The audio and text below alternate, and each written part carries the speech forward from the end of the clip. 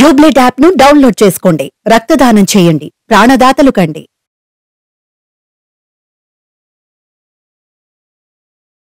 Hello hi నమస్తే welcome to JSW TV. So మనతో పాటు ఉన్నారు గిరిజన development corporation chairman Bellaiah Nayak గారు. సో వారిని అడిగి మరిన్ని ఇంట్రెస్టింగ్ విషయాలు తెలుసుకుందాము. అలాగే మనకి ట్రైబల్స్ గురించి, అంటే ట్రైబల్స్కి ఎలాంటి హెల్ప్ చేయబోతున్నారు, ఎలాంటి డెవలప్మెంట్ ప్రాజెక్ట్స్ చేయబోతున్నారు, అసలు వాళ్ళ దృష్టికి ఎలా తీసుకెళ్తున్నారు, వాళ్ళ సమస్యలు ఏం తెలుసుకుంటున్నారు, ఏంటో కంప్లీట్గా తెలుసుకునే ప్రయత్నం అయితే చేద్దాము. హలో సార్, నమస్తే. నమస్తే. సార్ ఎలా ఉన్నారు? బాగున్నాం సాయి ప్రియ, మీరు ఎలా ఉన్నారు? సార్ బాగున్నాం సార్. సో సార్, మరి వైద్యానికి సంబంధించి వాళ్ళకి, గిరిజనులకి ఇప్పుడు వెళ్ళడానికి వసతి లేక వాళ్ళు వెళ్ళలేకపోతున్నారు కదా పట్టణ ప్రాంతాలకి. సో అలాంటి వాళ్ళకి ఏ విధంగా మీరు సహాయం చేయబోతున్నారు? మంచి ప్రశ్న అడిగారు మీరు. నిన్న ముఖ్యమంత్రి గారు డిక్లేర్ చేశారు అసెంబ్లీ సాక్షిగా, ఈ రాష్ట్రంలో ఉన్నటువంటి ప్రతి గ్రామ పంచాయతీకి, మండలానికి బీటీ రోడ్లను వేయించాలనేటటువంటి నిర్ణయం రాష్ట్ర ప్రభుత్వం తీసుకున్నది. ప్రతి మండలం నుంచి జిల్లా హెడ్ క్వార్టర్కు నీకు 60 ఫీట్ రోడ్, పెద్ద రోడ్ వేయాలనేటటువంటి 10 జిల్లా హెడ్ క్వార్టర్ నుంచి స్టేట్కు 4 లైన్కు సంబంధించినటువంటి ఒక ప్రణాళిక తయారవుతుంది. అంటే ట్రాన్స్పోర్టేషన్కు సంబంధించినటువంటి ఫెసిలిటీ వన్స్ ఫర్ ఆల్ ఈ రాష్ట్రంలో ఏ మారుమూలకు కూడా కనెక్టివిటీ లేదు అనేటటువంటి పరిస్థితి నుంచి బయటపడాలి. ఇది మా ప్రభుత్వం తీసుకుంటున్నటువంటి ఒక పెద్ద నిర్ణయం. నిజంగా నిన్న ముఖ్యమంత్రి గారు ఈ ప్రకటన చూసిన తర్వాత అది అందరికంటే ఎక్కువ అవసరం ఉన్నది గిరిజనులకే. ఎందుకంటే మారుమూల ప్రాంతాల్లో, చాలా తండాల్లో, గూడాల్లో ఇవాళ ఆ ట్రాన్స్పోర్టేషన్ ఫెసిలిటీస్ లేకపోవడం వల్ల చాలా ఇబ్బందులు ఎదుర్కొంటున్నాం. మనం మా వరంగల్ జిల్లాలో గుత్తుకేయలు ఉంటున్నటువంటి ప్రాంతం అయితే అసలు బయటకు వచ్చేటటువంటి పరిస్థితి లేవు. ఈ వర్షాకాలంలో వాగులు వంకలు వస్తే అసలు ఇప్పుడు ఎవరికైనా సిక్ అయితే మంచాల మీద ఎత్తుకొచ్చుకోవాల్సినటువంటి స్థితి. కాబట్టి ఈ స్థితి నుంచి బయటపడాలంటే ట్రాన్స్పోర్టేషన్ ఫెసిలిటీ, రోడ్లు బాగుపడాలి. రోడ్లు బాగుపడితే దానికి కొన్ని అడ్డంకులు కూడా ఉన్నాయి. ఈ ఫారెస్ట్ డిపార్ట్మెంట్ నుంచి పర్మిషన్స్ రాకపోవడం, వాళ్ళు అలో చేయకపోవడం, ఇవన్నీ కూడా అధిగమించి కంప్లీట్గా రోడ్ ఫెసిలిటీ అనేటటువంటిది, ట్రాన్స్పోర్టేషన్ ఫెసిలిటీ అనేటటువంటిది ప్రతి గ్రామ పంచాయతీకి బస్సులు పోయేటటువంటి విధానాన్ని రూపొందించాలనేది ట్రాన్స్పోర్ట్ మినిస్టర్ గారు కూడా చెప్పారు, ప్రభాకర్ గారు. కాబట్టి ఒకటి రోడ్లు బాగు చేయడం, రెండోది బస్సులు ప్రతి ఊరు పోయేటట్టు చేయడం, ప్లస్ ఇప్పుడు అంగన్వాడీలు ఉన్నారు, హాస్పిటల్స్. మొన్న దామోదర్ రాజ నరసింహ గారిని కలిశాను నేను. ఆయన కలిస్తే ఆయన కూడా చెప్పి, నేను స్పెషల్ ఫోకస్ ఈ backward area reasons, hospitals, PUCs మీద పెడుతున్నటువంటి పరిస్థితి ఉంది.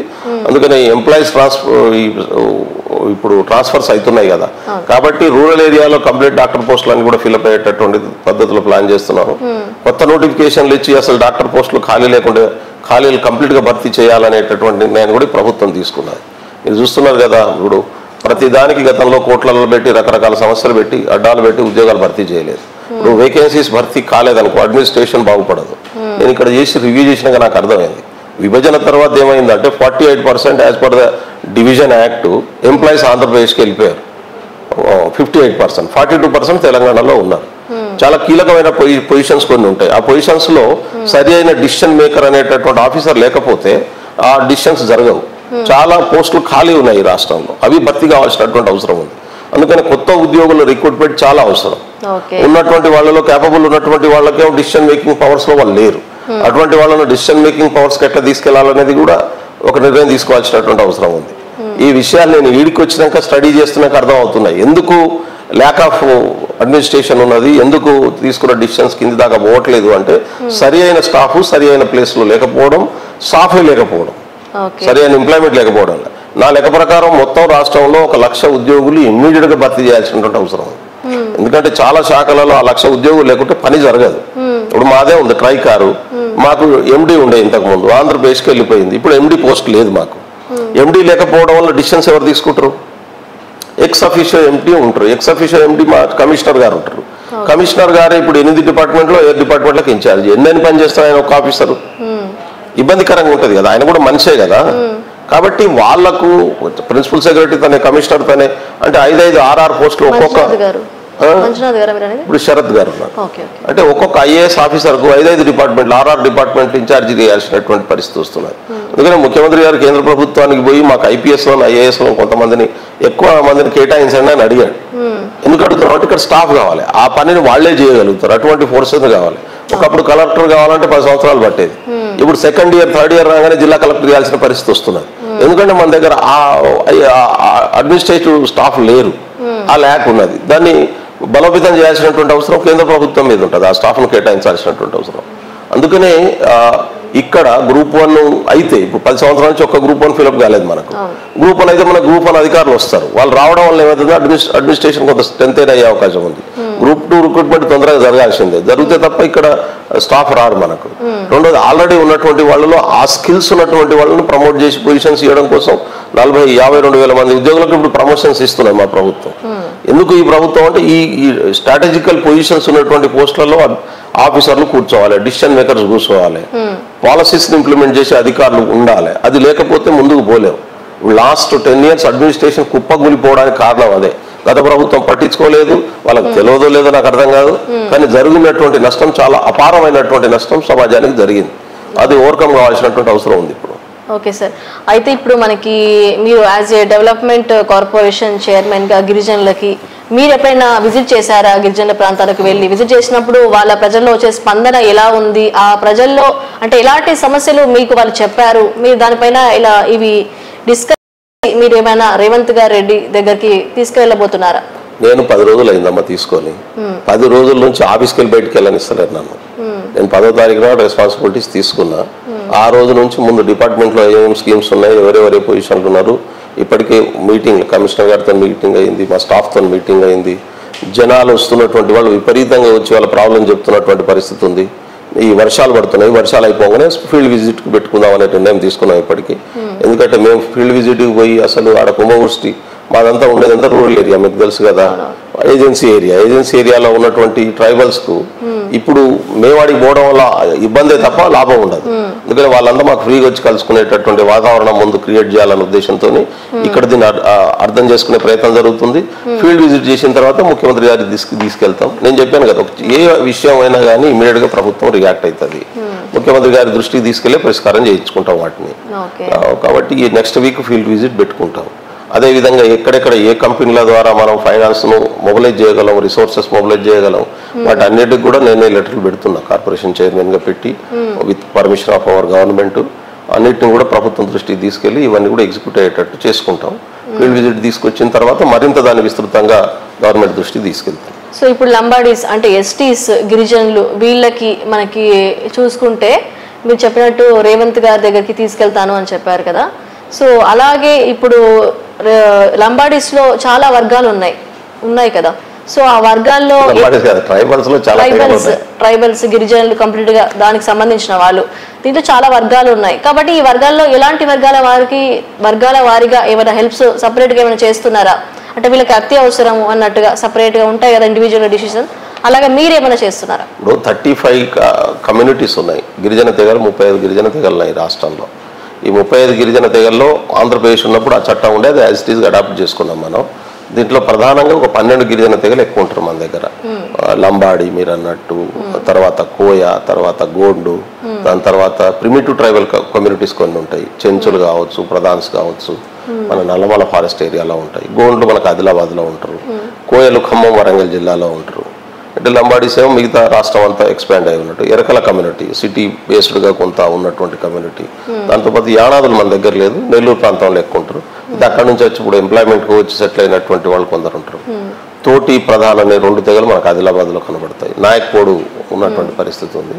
కాబట్టి అన్ని తెగల జనాభా ప్రకారం ఆ వర్గాల వారీగా సమగ్రమైనటువంటి అభివృద్ధికి సంబంధించినటువంటి ప్రణాళికను రాష్ట్ర ప్రభుత్వం తయారు చేస్తుంది. ట్రైకార్గా వాళ్ళు తయారు చేసినటువంటి ప్రణాళికల్ని ఎగ్జిక్యూట్ చేస్తాం, మేము అమలు చేస్తాం. అమలు చేయాల్సినటువంటి బాధ్యత మా మీద ఉంది. అమలు చేయించేటటువంటి పని మేము చేస్తాం. కాబట్టి అన్ని తెగలకు సంబంధించినటువంటి మాకు ఏ తెగతోని వ్యతిరేకత ఉండదు, పాజిటివ్ ఉండదు. అన్ని తెగలు సమగ్రంగా అభివృద్ధి చేయడమే మా ఎజెండా. అన్ని తెగలకు సంబంధించినటువంటి ఏరియాలలో ఇవాళ ఇన్స్టిట్యూట్స్ పెట్టి డెవలప్ చేసేటటువంటి పని చేస్తూ ఉన్నాం. ఓకే, సో దీనిపైన అంటే మీరు రేవంత్ రెడ్డి దగ్గరికి తీసుకెళ్ళినప్పుడు విషయాలన్నిటినీ ఆయన నుంచి స్పందన ఎలా ఉంది? అంటే ఇంకా వెళ్ళలేదమ్మా, ఎందుకంటే నేను 10 రోజులే అయింది. ముఖ్యమంత్రి గారు బిజీ ఉన్నారు. ఇప్పుడు ఇవన్నీ కూడా మేము సమగ్రంగా తయారు చేసి ఆల్రెడీ ఆఫీసర్స్ లెవెల్లో ఒక రిపోర్ట్ ఇచ్చినాం. బడ్జెట్కి సంబంధించినటువంటి ప్రిపరేషన్ రిపోర్ట్ వెళ్ళింది. ఆ బడ్జెట్కి సంబంధించినటువంటి ప్రిపరేషన్లో హెడ్స్ ప్రకారం ఎంత కేటాయింపులు జరుగుతాయి అనేది ఇవాళ అసెంబ్లీలో తేలుతుంది. దాన్ని బట్టే మేము దానికి సంబంధించినటువంటి ప్లానింగ్ను రెడీ చేసుకోవాల్సి ఉంటుంది. రాష్ట్ర ప్రభుత్వం ఇచ్చినటువంటి బడ్జెట్ ప్రకారం మేము ప్లానింగ్లో రెడీ చేసుకోవాల్సి వస్తుంది. ఈ గతంలో ఉన్నటువంటి స్కీమ్స్ ఏమున్నాయి, ఇంకా ఎంత రిక్వైర్మెంట్ ఉంది, వీటిని కంటిన్యూ చేయొచ్చు, ఇంకేమైనా కొత్తవి పెట్టాల్సినటువంటి అవసరం ఉంటుందా, ఇవన్నీ కూడా బడ్జెట్లోనే చెప్తారు. మీడియాకి చెప్పడానికి కుదరదు. కాబట్టి అవి వచ్చిన తర్వాత దాన్ని ఎట్లా ఎగ్జిక్యూట్ చేయాలనే దాంట్లో ముఖ్యమంత్రి గారు గైడ్ చేస్తారు. ఇప్పుడు మాకు ట్రైబల్ మినిస్టర్ కూడా సీఎం గారే ఉన్నారు, మాకు సపరేట్ మినిస్ట్రీ లేదు. మా శాఖ ఇప్పుడు గిరిజన సంక్షేమ శాఖ ముఖ్యమంత్రి గారే ఇన్ఛార్జి, ఆయన కంట్రోల్లో ఉన్నారు. కాబట్టి ఆయనే మానిటర్ చేస్తున్నాడు, ఇవన్నీ ఆయనే చూస్తున్నాడు. ఆయనే చూస్తున్నాడు. ట్రైబల్ వెల్ఫేర్ డిపార్ట్మెంట్ సీఎం గారి దగ్గరే ఉంది, ఇంకే ఏ మంత్రులు. ఇప్పుడు ట్రాన్స్పోర్ట్ మినిస్టర్ మన పొన్నం ప్రభాకర్ గారు ఉన్నట్టు tribal ministry is with CM. కాబట్టి ముఖ్యమంత్రి గారే దాన్ని మానిటర్ చేస్తున్నారు. ఇప్పుడు మనం చూసినట్లయితే నేను పర్సనల్ గా చూసింది అయితే మనకి మీరు అన్నట్టుగా ట్రైబల్స్ నాయక్స్ వీళ్ళందరూ ఎక్కువగా చదువుకోకుండా ఎక్కువగా ఏమంటారు, ఎక్కడ చూసినా ఇప్పుడు ఓలాలు ర్యాపిడోలు ఎక్కడ చూసినా వీళ్ళే, అంటే ఈవెన్ షాప్స్ కానీ ఏమి చూసినా కానీ వీళ్ళే కనిపిస్తున్నారు. అంటే వీళ్ళు దీనిపైన ఇంట్రెస్ట్ పెడుతున్నారా లేకపోతే చదువు పైన ఇంట్రెస్ట్ పెట్టట్లేదా అనేది అర్థం అవ్వట్లేదు. సో మీరు ఓలా నడిపే పిల్లల్ని అడిగింది, ట్రైబల్ పిల్లల్ని ఏం చదువుకున్నాం అని చెప్పారు, అడగండి. గ్రాడ్యుయేషన్ కు తక్కువ ఎవరు లేరు. పోస్ట్ గ్రాడ్యుయేషన్ చేసినటువంటి వాళ్ళు, ఇంజనీరింగ్ చేసినటువంటి వాళ్ళు చాలా మంది ఇవాళ ఓలా లాంటి వాటికి ఎంప్లాయ్మెంట్, సెల్ఫ్ ఎంప్లాయ్మెంట్ చూసుకోవాల్సిన పరిస్థితి వస్తుంది. ఎందుకు? 10 years నుంచి జాబ్ క్రియేషన్ లేదు ఇక్కడ.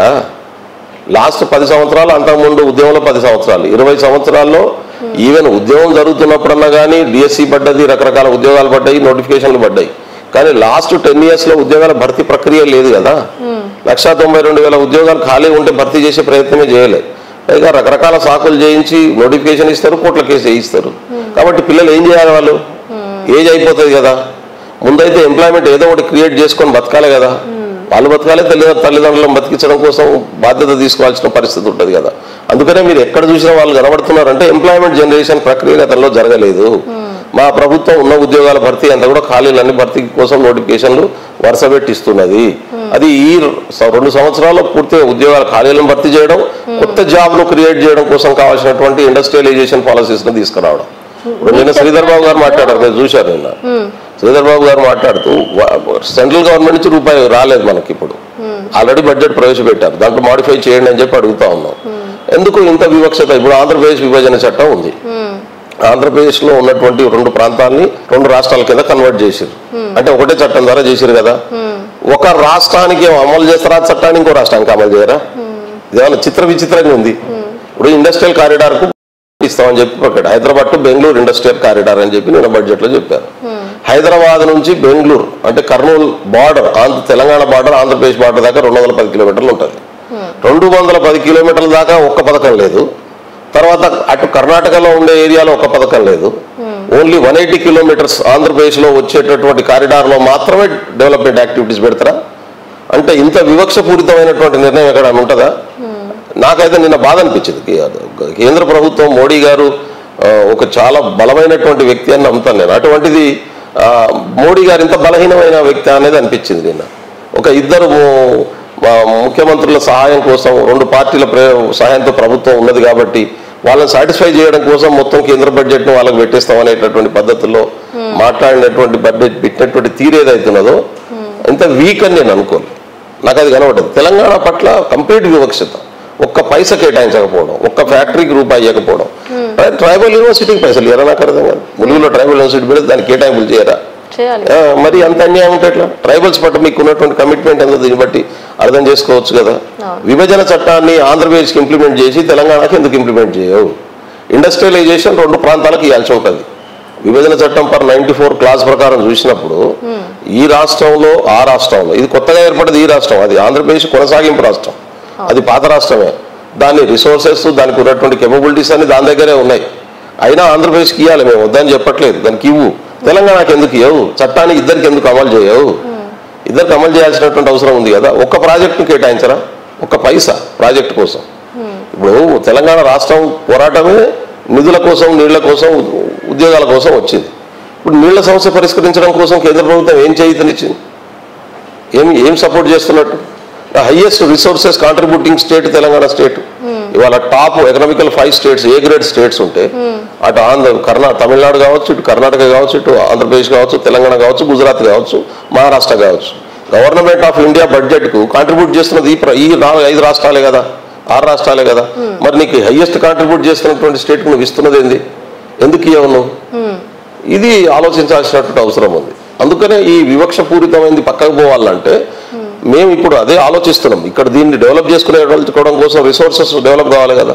గత ప్రభుత్వమే మొత్తం అప్పులు చేసిపోయింది, 7 లక్షల కోట్ల అప్పులు. 1వ తారీఖు రాగానే ఎంప్లాయీస్ జీతాల కంటే కూడా అప్పులకు వడ్డీలు కట్టడానికి పైసలు ఎక్కువైతున్నాయని చెప్పి ముఖ్యమంత్రి గారు చెప్తా ఉన్నారు, చూస్తున్నాం మనం.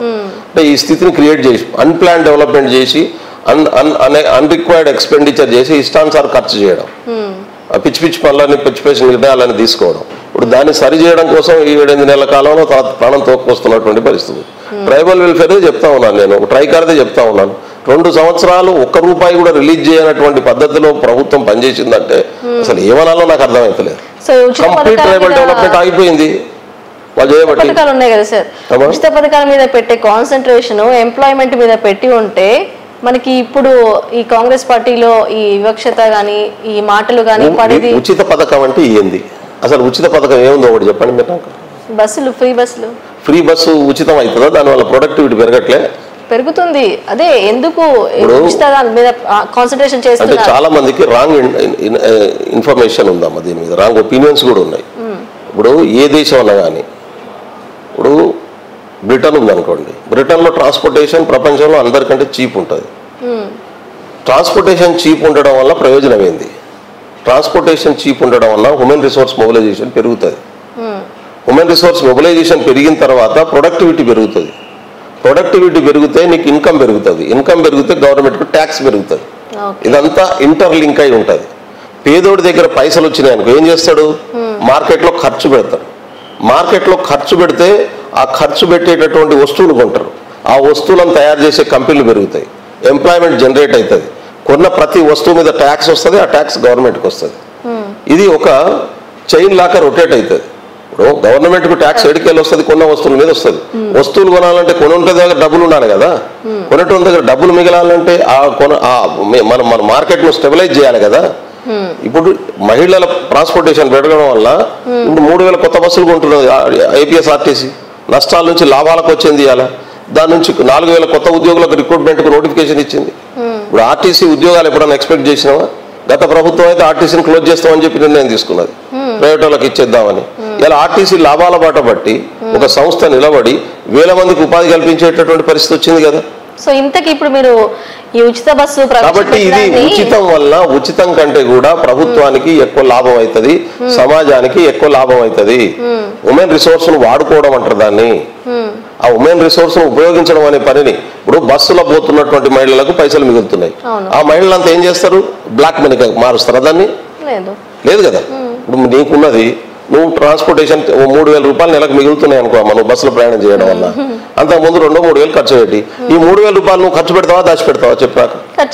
ఖర్చు పెడితే అంటే వేరే వస్తువులు కొంటావు కదా. ఆ వస్తువుల మీద మాకు ట్యాక్స్ వస్తుందా రాదా? కాబట్టి ప్రతి పైసా సమాజానికి వ్యవస్థకు ఉపయోగపడే పద్ధతుల్లో యూటిలైజ్ చేయడం అనేది. రెండోది నీ లివింగ్ స్టాండర్డ్ పెరుగుతుంది, ఆ కుటుంబం లివింగ్ స్టాండర్డ్ పెరుగుతుంది. వాళ్ళు ఒక క్వాలిటీ ఫుడ్ తింటారు, క్వాలిటీ వస్తువులు తింటారు, దాంతో కొంత ఆరోగ్యం బాగుపడుతుంది. 90% ఇండియన్ ఉమెన్ ఆర్ ఎనామిక్ ఉన్నారు. ఎందుకున్నారు? రక్తహీనత ఎందుకున్నది దేశంలో? అందులో ట్రైబల్స్ ఎక్కువ ఉన్నారు. ఎందుకున్నారు అంటే ఒక్క ఐరన్ బిల్ల సప్లై చేయలేకపోతున్నటువంటి పరిస్థితి ఉన్నది కదా ఇప్పటిదాకా. ఆ అవేర్నెస్ ఎందుకు జనరేట్ చేయలేకపోయినాం? అందుకనే ఇవన్నీ కూడా వ్యవస్థను బాగు చేయడం అనే కాన్సెప్ట్ ఉన్నటువంటి నాయకత్వం ఉన్నప్పుడు ఆలోచించి చేసే పనులు. ఇవాళ మా నాయకత్వం అట్లా ఉంది కాబట్టి ఇవన్నీ ఆలోచిస్తున్నాం. సో గిరిజనుల్లో మెచ్చుకునేదగ్గ విషయం ఏంటంటే ప్రతి ఒక్క గిరిజనులకి ఎస్టీ వాళ్ళకి మంచి సంప్రదాయం కానీ లైక్ మంచిగా అనుబంధాలు ఆప్యాయతలు ఇవైతే నేను చూశాను. వాళ్ళతో మాట్లాడినప్పుడు అంటే పట్టించుకోవడము, ఎవరైనా వస్తే మర్యాదపూర్వకంగా ఉండడం కానీ, మీరు చెప్పినట్టు ఇందాక ఓలాలు ర్యాపిడోలో నడుపుకుంటున్నారు, బట్ ఎట్ టైం వాళ్ళు చదువుకుంటున్నారు. అది కూడా నేను యాక్సెప్ట్ చేశాను. ప్రతి ఒక్కరికి చదువుకోవాలని ఇంట్రెస్ట్ ఉంది, మంచిగా కాన్సన్ట్రేషన్ పెట్టి చదువుతున్నారు, ఉద్యోగాలు లేక వాళ్ళు అలాంటివి చేసుకుంటున్నారు. సో ఇలాంటివి ఉండొద్దు, నిరుద్యోగులు ఉండొద్దు, అందరికీ ఉద్యోగాలు రావాలి. సో దాని గురించి మీరే పోరాటం చేసి యాజ్ ఏ గిరిజన్ డెవలప్మెంట్ కార్పొరేషన్ చైర్మన్గా మీరు ఇంకా మంచివి చేయాలని మేమైతే హార్ట్ఫుల్గా కోరుకుంటున్నాము. మంచి చక్కటి విషయాలు మా వ్యూవర్స్ కోసం అందించినందుకు చాలా thank you so much sir. Thank you. So చూసారు కదా వ్యూవర్స్, ఇది ఇవాల్టి మన స్పెషల్ గెస్ట్ తో స్పెషల్ ఇంటర్వ్యూ. మరో ఎపిసోడ్ తో మళ్ళీ కలుద్దాం. అంతవరకు నమస్తే. యూబ్లెట్ యాప్ ను డౌన్లోడ్ చేసుకోండి, రక్తదానం చేయండి, ప్రాణదాతలు కండి.